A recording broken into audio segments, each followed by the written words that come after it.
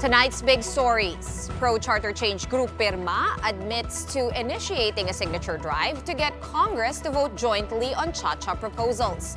We'll be getting all the technicalities cleared with Comelec Spokesperson Laudiangco later on. President Bongbong Marcos has officially appointed House Deputy Speaker Ralph Recto as the new Secretary of Finance Department. And global pop sensation Taylor Swift is coming to UP Diliman in the form of a special course that will be offered by the College of Mass Communication. We'll be talking to Professor Cherish Eileen Brillion. That's later for the exciting details. Welcome to the big story. I'm Sean Yao. I'm Riza Diaz. And I'm Dani Laurel. All right, it is a Friday, but we will have to kick off this Friday night with major developments still on charter change. We have the group PIRMA owning up to the ongoing signature campaign that's going around on charter change. Speaking to Radio 5's Ted Filon and DJ Cha-Cha, PIRMA's lead convener Noel Oñate admitted that aside from the EDSA Puera commercial, they're also seeking signatures on the ground. Let's hear it straight from him. Ito ho bang mga ipinapakalat ngayon na mga papel kung saan po pinapipirmahan sa iba't ibang mga distrito na ang sinasabi po dito ay yung pong pag-aamyenda sa usapin po ng voting jointly? Ano po? Ito ho sa usapin po nitong Section 1 ng ating Article 17 ng Saligang Batas. Ito ho ba yung sa inyo? Oo, yan ay panukala ng ating movement. Ang aming panukala ay dapat unicameral nga at ang voting ay maging jointly instead of separately. Okay. Yan ang aming itinutulak. And this does come as a surprise, at least to us, because just last night we were talking to the law firm representing PIRMA, and according to them, they are not involved with that signature campaign, but they did say that efforts will not stop with that commercial and that they were planning to expand their information campaign on charter change. We are not involved with the ongoing campaign or signature drive that has been ongoing right now.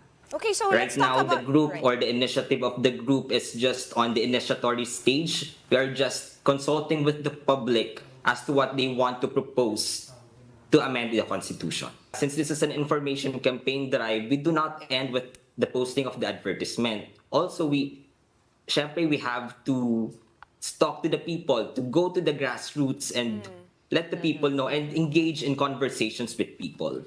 So definitely, the advertisement is just the first step. There are ongoing talks with the people right now. Ayun na nga, no? So, apparently, yesterday, nakausap rin ni DJ Cha-Cha and Ted Filon another lawyer from the same law office as Attorney Basilia, who we spoke to last night. And ganun rin yung sinasabi nila. However, when Ted Filon was able to talk to Noel Oñate, he did confirm na kanila yung signature campaign. So, ang dami pang We have to magulo. clarify because it was very clear, diba? We put it point blank. Were you part of that initiative? And he said no, yesterday. And we even mentioned, the name PIRMA connotates signing something. And they said, as for now, it was just an informational campaign. So we definitely need to get to the bottom of that. But yeah, less than 24 hours later, we have, there you go, Mr. Noel Oñate himself saying that they are indeed pushing for a joint vote between Senate and Congress, among other changes. Well, let's listen to him. This is how he explained it.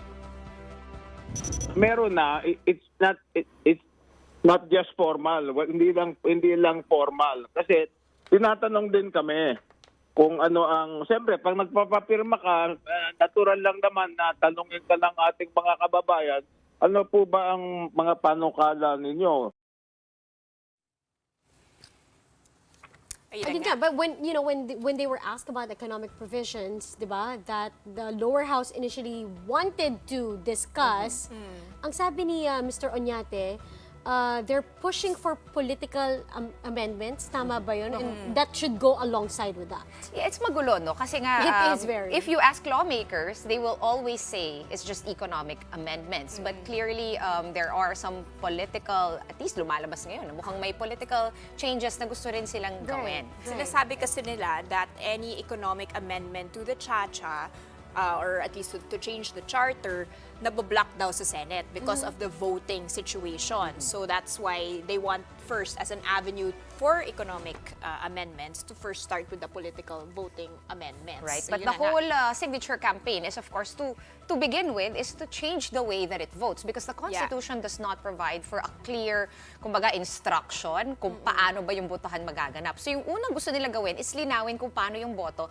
and that is to get both houses of Congress, meaning Senate and the lower house, to vote jointly. In which case, as Danny said, madadrown out nga yung voice ng Senate, and of course, they're not so happy about that. Let's listen to what Oñate actually said about what they're trying to achieve here.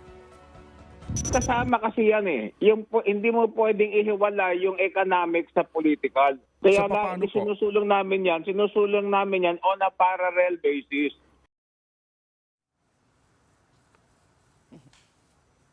All right. Now, let's also, go to the other side. For the minority side, ito naman, ACT Teachers Party List, Franz Castro, insists there's been no word from the House leadership regarding itong charter Wala daw change. silang oras. Wala silang oras. So actually, 2 days pa lang kasi PUV sila pa rin.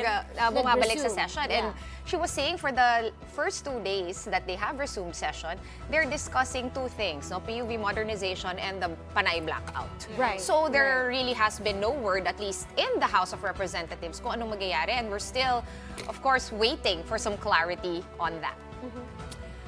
Well, also, one of that localities that's reportedly seeing those signature forms being passed around is Duterte's bailiwick, that is Davao City.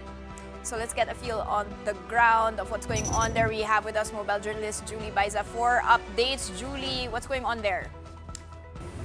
Danny, News 5 was able to confirm reports of signature campaigns happening over in Davao City. In fact, in some areas they already have tarpaulins urging Davaoeños not to sign suspicious documents. The signages read, Davaoeños are not for sale. Some residents claim that they were asked to sign papers in exchange for ayuda and that it was not made clear to them what exactly they are signing. Papirma lang ni. Dala nilang papel. Ano sa may sulod sa papel? Ano ba? Nagbasa, ma'am. Diretso akong pirma. Diretso ra kag pirma. Kaya nalagay yung panghatag sa mua. Chacha. Unya, Kuan so ning pirma na lang pud mi kani ana man siya nga ano lang daw kanang survey lang daw. These barangay residents confirmed signing a similar form to the one that has been reportedly making rounds in different localities, proposing for Congress to vote jointly on charter change amendments. We were able to talk to one of the volunteers and she explained that signing is purely voluntary. People initiative, dili siya pugsanay mo. Pirma kag sa dili, at least i-explain lang na mo kung saan nasa papel. Danny, our news team, was able to talk to officials of Barangay Aplaya where the signature drive is being conducted. They said they were not aware of such initiatives and that now they have directed volunteers to stop soliciting signatures. As far as barangay leaders are concerned, the initiative is illegal. Danny? Thanks for that, Julie Baiza. Now, still on Chacha, more senators are now eyeing a probe into the alleged purchase of signatures for the People's Initiative aimed to or at changing the Constitution. Now, one of them is Senate Majority Leader Joel Villanueva, who calls on individuals behind the campaign or this campaign na tigilan na ang panlilinlang. Villanueva says he wants to put an end to deception and intimidation tactics being used by those greedy for power to prioritize their selfish interests. He urged these individuals to stop manipulating Filipinos as they are capable of thinking for themselves. Now, just yesterday, Leyte Representative Richard Gomez strongly denied allegations of alleged bribery. He asserted that they do not need to be paid to advocate for Chacha. But for Senator Amy Marcos hits back to those denying the issue of payment for the People's Initiative, saying that they should watch the news to be informed. According to her, they should be aware that some local government employees are clearly tricking people into signing the petition on the pretext that it is a list for ayuda. Senator Francis Tolentino meanwhile said that the Senate should investigate that issue upon their return to session. In a radio interview, Tolentino clarified that he supports charter change as long as it involves only the economic provisions and that the process is not rushed. it has to be explained fully well to the people. Liwanag, ano yung pros and cons, ano yung may dudulot nito sa kabuhayan nila, ano may dudulot sa agrikultura. Kailangan maliwanag, kailangan yung information campaigns, hindi po biglaan. Issue po ng patungkol po doon sa binabribe daw yung mga pumipirma, ayun po ay isa sa mga masusing iimbestigahan din. Now, the chairman of the Senate Committee on Constitutional Amendments, Senator Robin Padilla, has since been advocating for Chacha, believing that the time is ripe to amend the 1987 Constitution. However, if it is done through a people's initiative, Senator Padilla emphasizes that the process should be sensible and should not be exploited for the personal ambitions of a few politicians. But if things were up to Senator J.V. Ejercito, he believes that Chacha is not important at this time. According to Senator J.V., the country has more pressing problems that need to be prioritized. He suggests setting aside politics and the issue of charter change for the time being. Let's now delve deeper into the technicalities of this matter. We have with us tonight, live via Zoom, Comelec Spokesperson, Attorney Recto Laudiangco. Attorney Laudiangco, good evening and thank you so much for joining us tonight. Can you hear us okay? Yes, ma'am. Magandang gabi po, Ma'am Sean, Ma'am Risa, Ma'am Danny, and to all the viewers of The Big Story. Good evening, ma'am. All right, we know that the Comelec has already said masyadong maaga pa no, para kayo mag-step in on all this supposed signature campaigns and charter change and the People's Initiative. But at which point magiging nasa jurisdiction ito ng Comelec? And based on what you have seen so far, valid nga ba itong proposal? Okay. As to the validity of the proposal, ma'am, that is a political question. So we leave that to the proponents. Perhaps somebody would challenge it with the Supreme Court, and that's up to them po. Siguro, going into the details, the technical details, as you had mentioned, papasok pong jurisdiction ng Comelec when a formal petition for a People's Initiative is filed with us.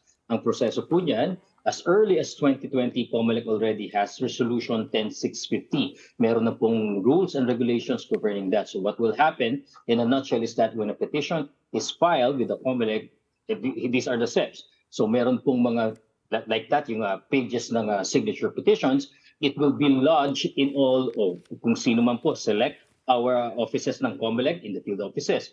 The first thing that the Comelec will do is that to count all the signatures, because in a People's Initiative, dapat po at least 3% of each legislative district and at least 12% po ng ating nationwide voters. So doon po magsisimula yan. Ang officers po namin ay mag-i-issue ng certification as whether or not yung pong 3% per legislative district was hurdled. So after that, these certifications will be issued and given to the proponents of the People's Initiative, and together with a formal petition, it will be filed with our clerk of the commission. The next step is that this petition, the formal petition, will be subjected to the scrutiny of the Comelec. Ano po yung scrutiny na yan? If it's sufficient in form and substance, including the certifications given by our election officers. If it hurdles that part po, deems sufficient in form and substance, the next step will be to order our election officers to verify each and every signature contained in the petition. So yung dati po nilang binilang ay titignan na po nila isa-isa. Para saan? First, kung totoong tao po ito based on our records, kung registered voter po siya. At kung registered voter po siya, existing pa po ba siya? Hindi pa po ba siya natatanggal dahil patay po ba siya? Or na-delist dahil siya po ay multiple registrant? Third po, titignan po namin kung tama po yung kanyang pangalan, yung address, kung saan siya pumirma. Dapat po he or she belongs to that legislative district where that petition, where that signature page was gathered. And lastly po, kapag natignan na rin namin yan, yung signature po ba niya? Does the signature contained in that signature page match with our database po? So after that, kung merong mag-i-issue po muli ng certification yung aming mga election officers, kung merong hindi mag-match, tatanggalin po siya. At bibilangin na lang po yung mga valid signatures na na-determine namin at na-verify namin. Then ultimately, it will be returned to the Commission and Bank for determination. Again, checking dun sa form ng ating pong petition. Then kung sakali pong kumpleto lahat ito, hurdled po yung requirement ng ating Constitution, a plebiscite will be set sometime within this year, if and when this petition will be filed with us po. Okay, so long story short, Attorney Rex, itong umiikot no, ng mga signature drive with actual signatures, hindi pa siya counted kasi wala pang nagpa-file ng petition sa inyo. As simple as that, right? That's correct po. Tsaka yung first step po, it's not necessarily the petition, but for anyone or the proponents to go to our office, have the signatures counted. Yung po kasing 3% ang dapat po ng ma-hurdle, bilang lamang po muna. Okay, just another clarification. No one has ever successfully launched a people's initiative. At certain points in time, there have been attempts, pero kung hindi sila nabablock ng Korte Suprema, di ba? May mga hurdles. So ano bang nagyari dati? Can you just give us a brief refresher on what happened before? Bakit hindi natuloy yung mga people's initiative in the past? I believe there were two big ones.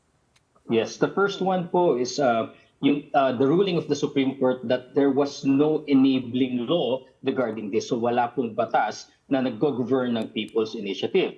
On the second attempt po, meron na pong Republic Act. It's Republic Act 6735. Nung una pong decision ng Korte Suprema po dyan, talaga pong dinismiss po yung petition din na yan, yung ating petition for People's Initiative, for the reason, una po, technicality. Yung po kasing mga petitioners were then lodged in that petition as secondary petitioners instead of being the primary petitioners po dyan. So that's the primary reason why it was dismissed. And then yung pong sufficiency na Republic Act 6735 was also challenged. Meron pong motion for reconsideration dun sa kaso na yan. While the motions for reconsideration were dismissed by the Supreme Court, meron naman pong sinabi ang Korte Suprema dun sa latter part ng ruling nila dun sa motions for reconsideration. And if I may quote po, 10 members of the court reiterate their position as shown by the various opinions already given when the decision herein was promulgated that Republic Act 6735 is sufficient and adequate to amend the Constitution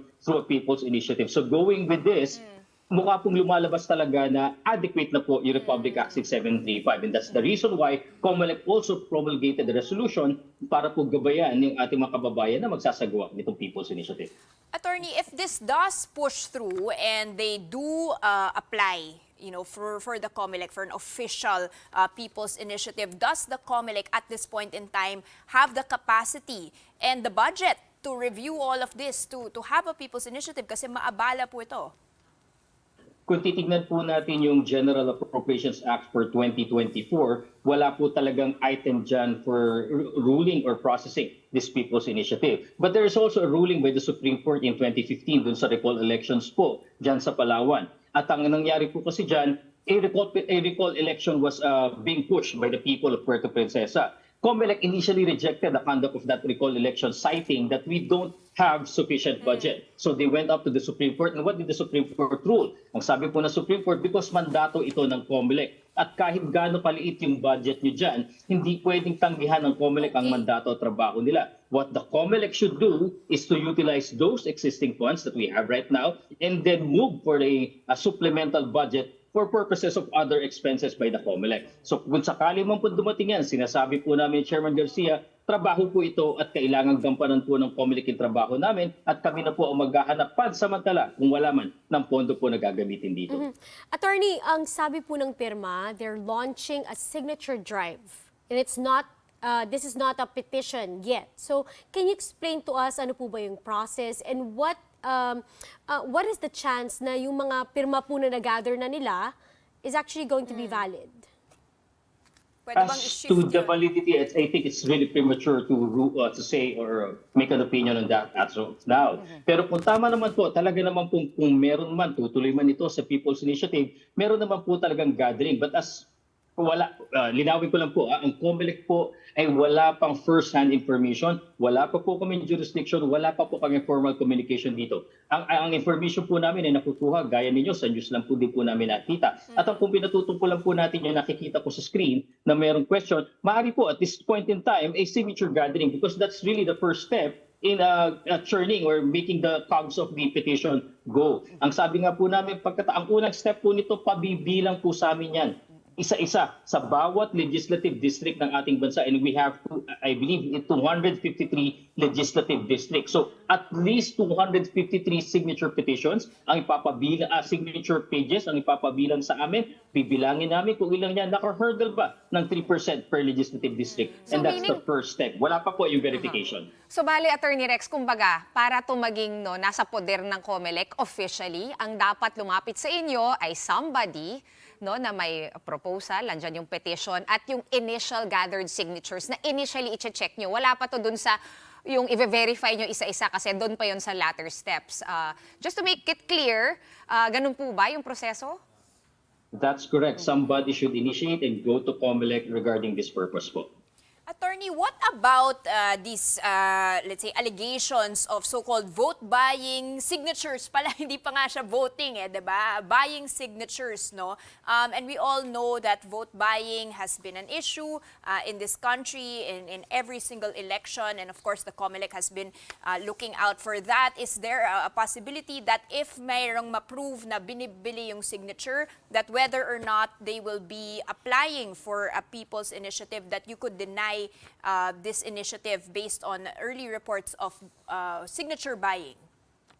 Ganito po, again, it's too early to say kung ano po yung sinasabing vote buying kasi by its word alone, vote buying po, there's already a vote. At pag tinignan po natin yung Section 261A ng Omnibus Election Code, technically defined po ang vote buying. So merong diyang kandidato, merong pong gumagawa ng anumang bagay, promise, offer of money, or giving of money, or anything of value, na ang purpose po is to vote for or against a particular candidate. So that's the technical definition of vote buying. Now, applying that to this issue po, titignan po natin yan. Meron ba talagang una, jurisdiction ang Comelec? Second po, yung po bang mga allegations na yan will constitute really the elements of the vote buying po talaga? And third, are there any other election laws na nalabag other than vote buying po, the Section 261A? So ilan lamang po ito sa titignan ng Comelec if and when, first, a formal petition is filed, or secondly, a complaint is lodged with Comelec, natitignan naman po namin through an investigation. As an attorney po, is it illegal what they are doing, collecting signatures and perhaps masking it as ayuda, so to speak? Hindi naman vote buying, as you mentioned, is very specific. Itong ginagawa po nilang nangongolekta ng signature, illegal po ba yan? Any form of deceit po kasi, kahit hindi itong particular case na to, any form of deceit, any form of fraud is a felony in this country po. So yan po ay paglabag. Una, bakit? Nag-vitiate yung consent ng tao. Ikalawa po, yan po hindi natin masasabi talaga na yung free will niya yung naibigay niya. But then again, these are questions of fact, these are questions of law na titignan natin on a case-to-case basis po if and when a jurisdiction is really acquired in this case. All right, another clarification, Attorney Rex. Balikan lang natin what you said earlier about the first attempt. This was in 1997 for a People's Initiative. Of course, the SC completely just axed that. Second, the second attempt in 2006-2007, meron ng RA 6735. But still, that did not push through despite the motions for reconsideration.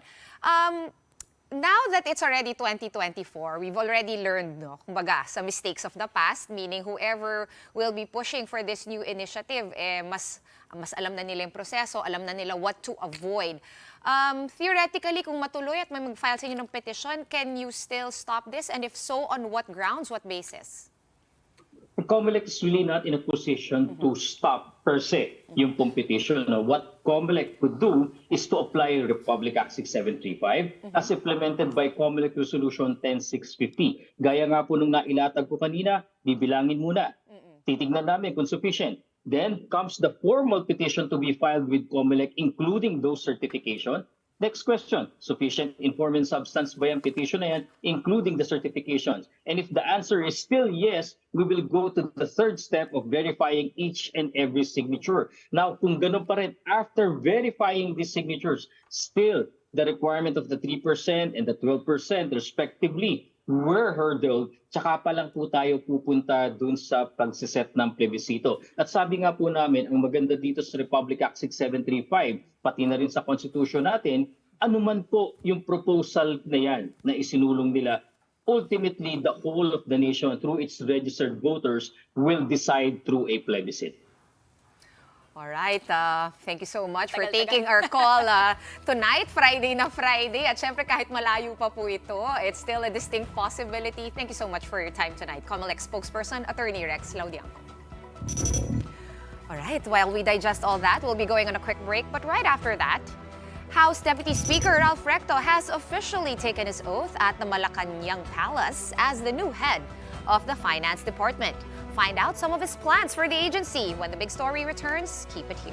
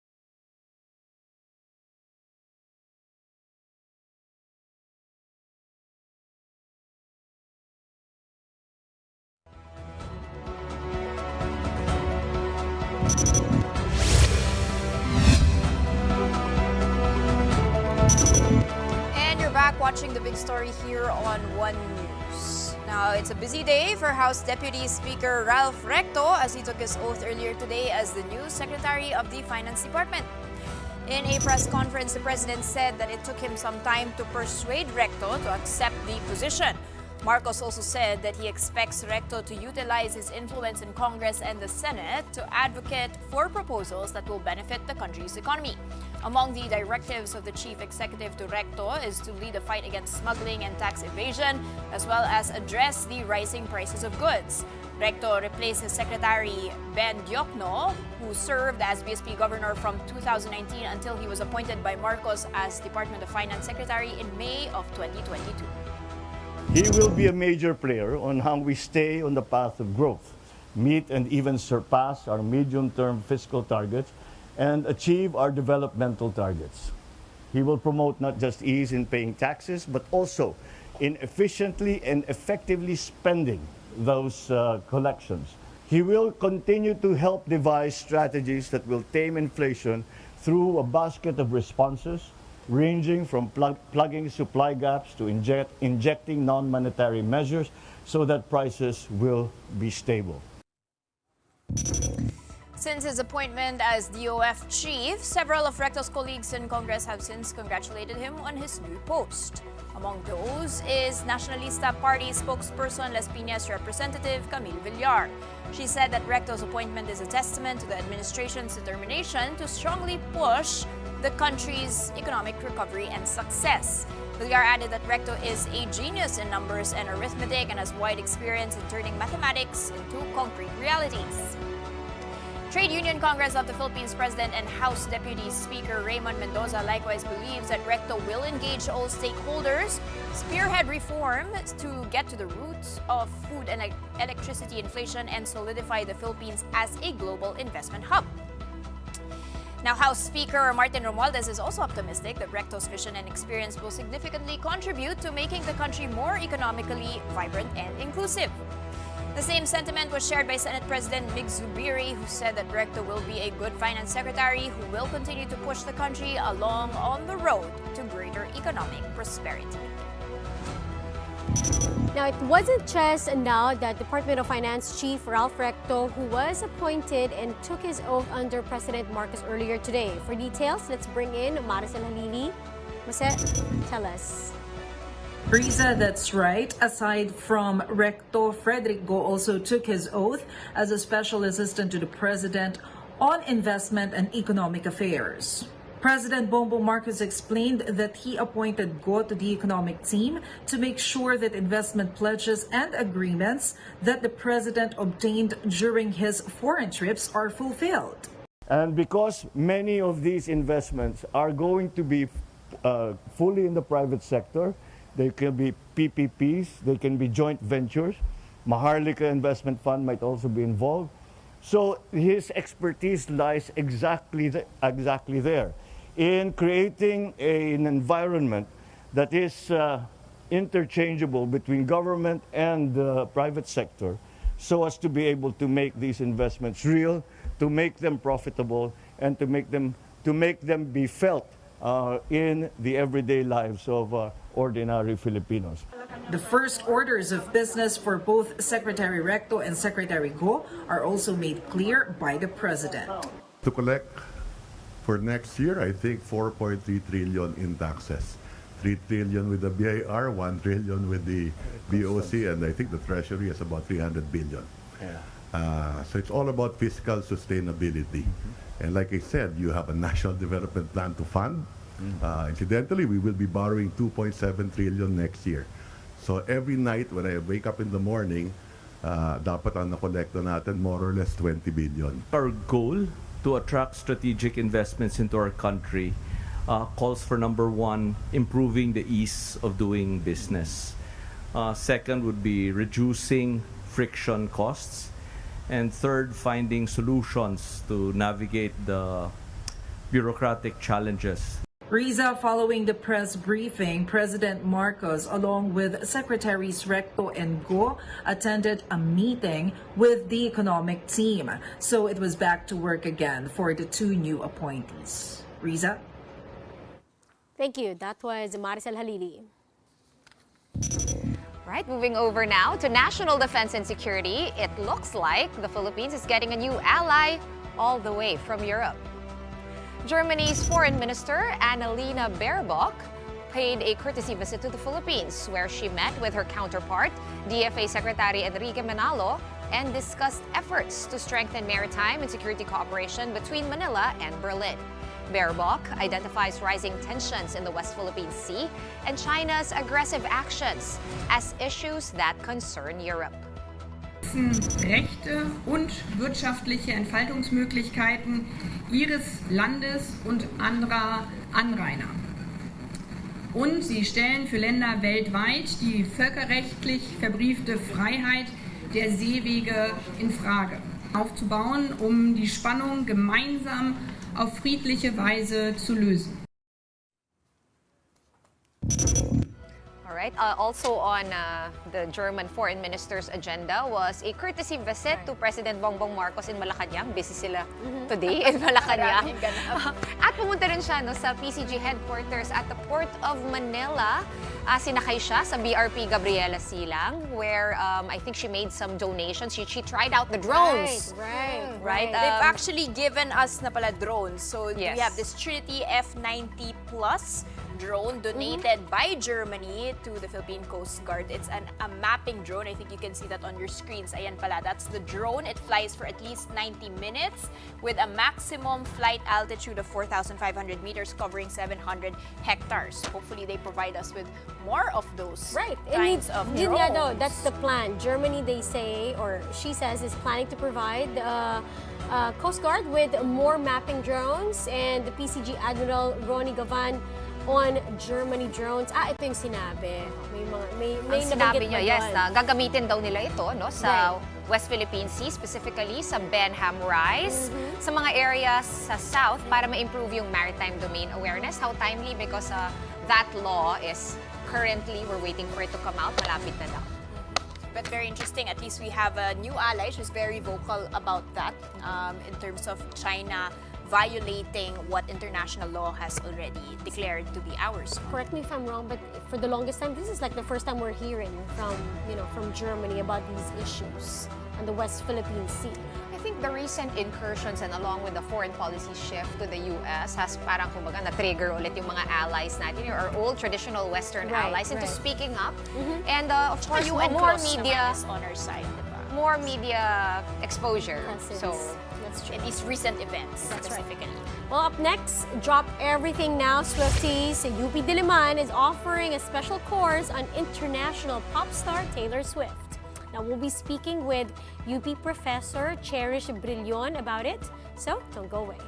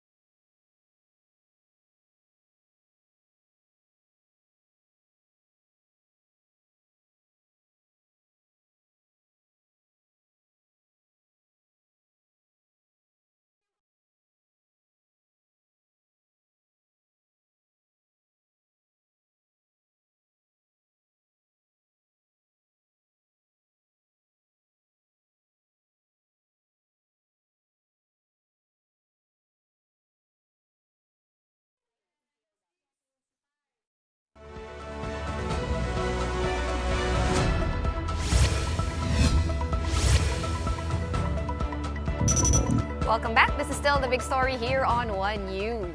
Okay, so the University of the Philippines Diliman is now offering a new course on Taylor Swift. The course, I'm a Swiftie. Baka mag-enroll ako ulit. Now, the course is called Celebrity Studies, Taylor Swift in Focus. Now, to be headed by College of Mass Communications and Media Studies Professor Cherish Eileen Brillion. Now, this is expected to explore various aspects of the global superstar's career and will look into Swift's cultural, political, and economic impact. Now, the special course is similar to subjects on the pop sensation that's being offered by foreign universities like Harvard and Stanford. Brillion's course, though, aims to provide a unique perspective on how Filipino fans respond to the singer's celebrity status. Now, the course will also touch on gender dynamics, especially Swift's experiences with misogynistic attacks in the entertainment industry. So, Isko Swifties, we have one question for you. Are you ready for it?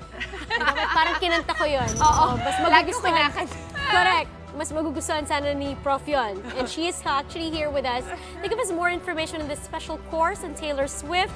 We have a UP Diliman Professor Iris Brillion. Ma'am, good morning, or good evening. Welcome to The Big Story. Magandang gabi sa inyo, Sean, Danny, and Risa, at sa mga nanonood ng The Big Story. Please tell us, what motivated UP to develop a course that's specifically focusing on Taylor Swift?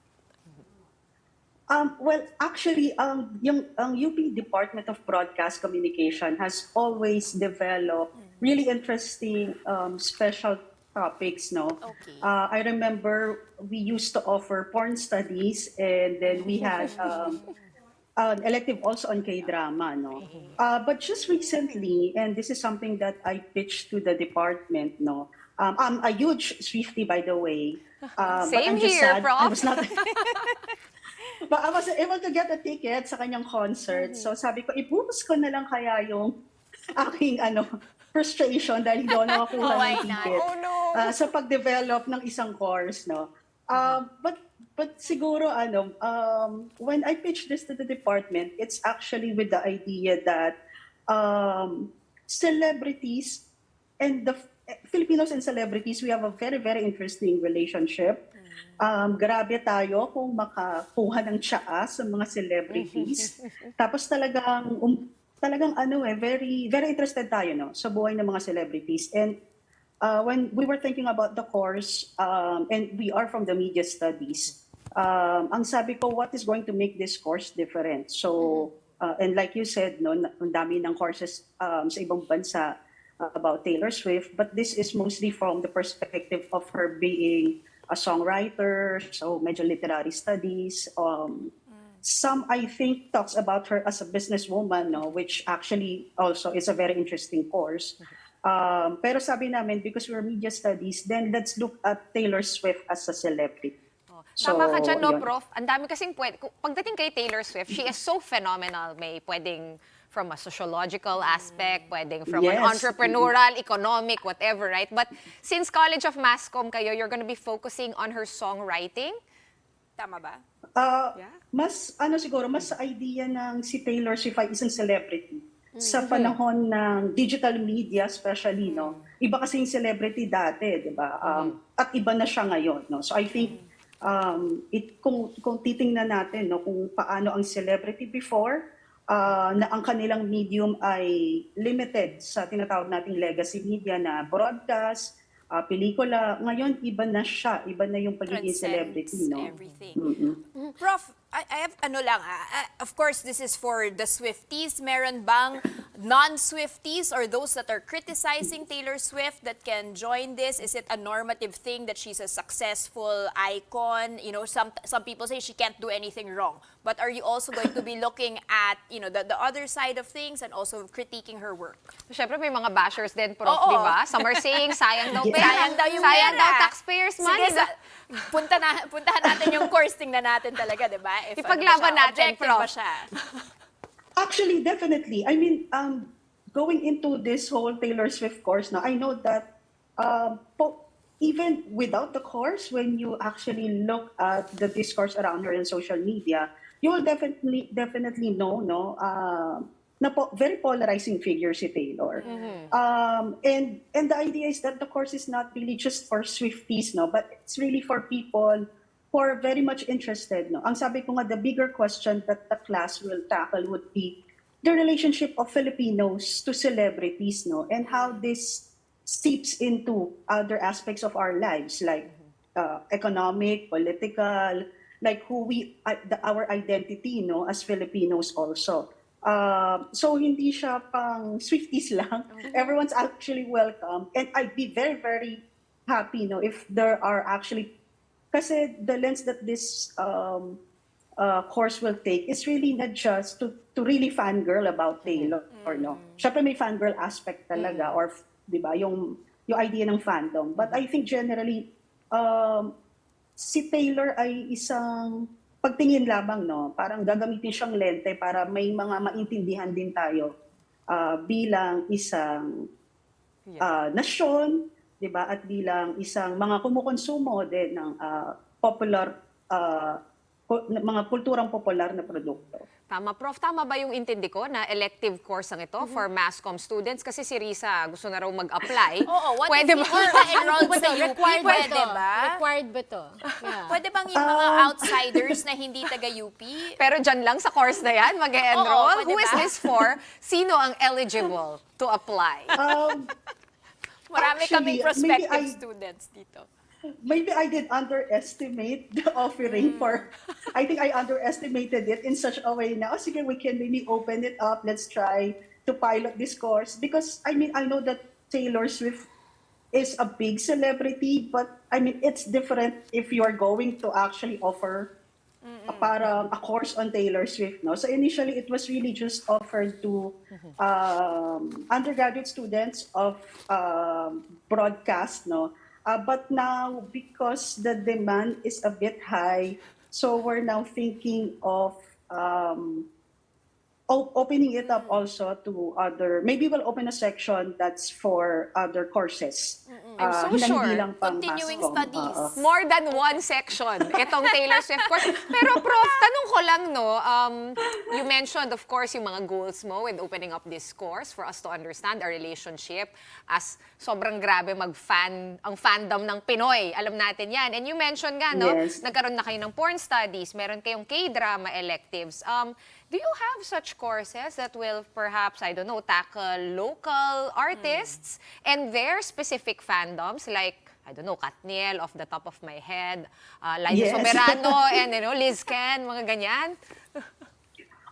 Actually, thank you for asking that. No, actually, the reason why we call the course Celebrity Studies is that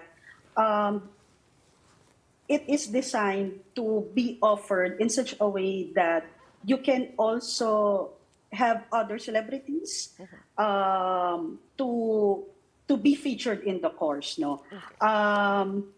Kumbaga parang posible dito, tama ka, pwede ang Katniels, pwede ang mga local artists. Actually, we are also developing a series of lectures, no. Kasabay nitong klase na ito. So may ilo-launch din kaming series of lectures on different celebrities, no. So hopefully you'll get to hear not just about Taylor Swift but also something on SB19, something on Katniels, also on P-pop, hopefully, no, J-pop and K-pop. So this is going to be a series of hopefully, yes. Curious lang ako, Prof, no? Ginawa kong experiment. Oo nga, ganun na ba kahirap experiment. maging professor ngayon? I can imagine na, mahirap maging celebrity, but I'm sure, mahirap rin maging teacher. Because undistracted ang mga bata. Ang Can daming... you give us course curriculum quickly? And how long is this? How many hours per week? The Ilang curriculum- units ba to? Ilang units? Well, this is a 3-unit course, so we meet once a week. My current schedule is Wednesday, but I'm pretty sure if we will open up another course, then that's going to be another schedule. No, it covers a wide variety of topics. So of course, we'll talk about the idea of celebrity. But sa akin kasi importante yung celebrity, kasi Philippine Studies graduate din ako, no? Yung pinag-aralan ko. So importante sa akin yung pag-approach kay Taylor Swift ng celebrity, but through the lens of how we understand celebrities, no? And then bahagi ng magiging discussion also would be yung kanyang political economy. So when we talk of political economy, it's really how the politics and economic intersect, no? Using Taylor Swift as a figure or using the idea of celebrity as a figure. Siyempre pag-uusapan natin yung gender, pero siguro yung gender hindi lang yung babae, but also the fact that we have our very own Taylor Swift, no, who's very popular. Yes, di ba? So, I love her. Imagine, no? So there's also that idea of gender na babae, pero at the same time, queer and drag performance. Then we'll also talk about class. Of course, very important yung idea ng class because Taylor is an American woman, no, or a Western icon, no. At ano yung meron sa kanya that makes her resonate, no, to Filipinos, no. And I think this is something that's also very close to my heart, no. And it's actually what really inspired me to finally pitch this course. It's actually my involvement in the last elections. What I have observed, and I've written about it, no, that the last elections was largely a fan-driven kind of campaign, no, and one of those very prominent groups who campaigned were the Filipino Swifties, no. So parang sabi ko, yes, Western woman si Taylor, pero bakit nag-resonate siya so much that the Filipino Swifties actually Banded together. used her songs, used her iconography, yung kanyang mga bagay na associated sa kanya, at dinala siya sa ating campaign, no, sa presidential campaign. So I think yun pa lang parang yes, importanteng pag-aralan yung mga local artists. And we're very supportive of that. So we're going to design something on that. But at this point, because we're talking about Taylor, no, very interesting yon. Yung bakit nag-resonate tayo sa kanya, di ba? Anong meron siya? Yun. There is So, really yeah. Gusto ko na napakarami pa bumalik talaga. sa school tuloy. There's Parang it's really been a so lot. long It's more fun now. since I was in college. Well, I we would hope, agree with Parang that. It's more fun ka-generation now. naman we natin hope, si Prof, Prof. you let us know how this, Yes. how this goes, and it's very Maybe interesting. you'll open it up to like random prospective one-course students. Na nag-graduate na. But thank you for sharing with us all of those and joining us tonight. That's UP Diliman Professor Iris Brillo. Thank you. Salamat po. Alright, balik naman tayo sa more serious matters. In other news, Quezon City prosecutors have dismissed the grave threat complaint lodged against former President Rodrigo Duterte. In a 14-page resolution, QC prosecutors cited lack of evidence over the case filed by ACT Teachers Party List Representative Franz Castro. This is still in connection to supposed threatening remarks made by the former president in his interview with SMNI. Prosecutors ruled that Duterte's statements do not establish that they were to be taken seriously. They also said that former President Duterte's remark came at the height of debates over confidential funds, which involves his daughter, Vice President Sara Duterte. Prosecutors said his remarks can be construed as merely defending a family member. And before we go, time for our big picture for tonight. Very interesting. What you are seeing is Minda News editor and journalist Caroline Arguillas handing former President Rodrigo Duterte a copy of Patricia Evangelista's Some People Need Killing. That is, of course, a very well-known book about Duterte's war on drugs. And according to Arguillas, this took place during Duterte's press conference in Davao City, held last January 6. She has known the former chief executive since he was Davao City's vice mayor. Now, during that event, Arguillas asked Duterte if he had already read Evangelista's book, to which the former president replied, "Asa man nako na makuha, or where can I find a copy?" Arguillas then told him that she had brought a copy and asked if he would accept if she would give it to him, to which he said yes. Some People Need Killing has been named among the New York Times' 10 best books of 2023. This is a memoir of Evangelista's experiences covering Duterte's war on drugs. Alam mo, si President Duterte, naalala ko when he first rose to office, I could tell by sometimes, di ba, you get so distracted by his bad words, the way he talks, but sometimes he'll just give you like this really deep quote from like a big book, and you just know this guy reads a lot. Well, this No, book he should be does. very interesting Exactly. for him I'd to love read. to read it, of course. Let's see. I do have a copy already. Oh, nice. Yeah, Regina gave it to me for Christmas, but There my you go. sister intercepted it, so she's reading it first. And I Might have to be wait. our first Pulitzer Prize winning author daw. That's the Let's see. story. So We'll let's see. But I want to hear President Duterte's Reaction. review. Salamat Thoughts on it. talaga. Diba? Ano na Thoughts lang on it. siya. Kulang siya. Let's see if he finishes it soon. All right. Well, that's the show for tonight. We are One News, all sides, all the time. Thanks for tuning in. Have a good night and happy weekend. Happy weekend.